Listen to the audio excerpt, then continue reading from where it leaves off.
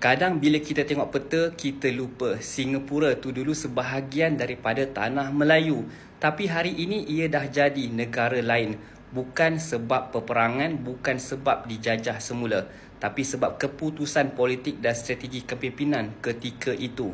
Pada 1963, Singapura masuk ke dalam Persekutuan Malaysia. Tapi hanya 2 tahun kemudian, pada 9 Ogos 1965, Singapura keluar.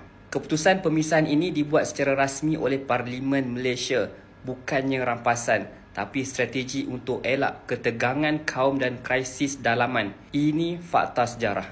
Dan Singapura bukan tanah biasa, ia pelabuhan strategik nadi ekonomi rantau ini. Apabila ia terpisah, kita bukan sekadar hilang tanah, kita hilang kuasa ekonomi dan geopolitik yang sangat besar. Itulah kesan keputusan jangka panjang. Saya Muhammad Firdaus Salihuddin, pengamal media di TV Pertiwi, dan saya bantu anda buat video muncul di media sosial untuk sama-sama kita pertahankan saki baki tanah Melayu yang ada.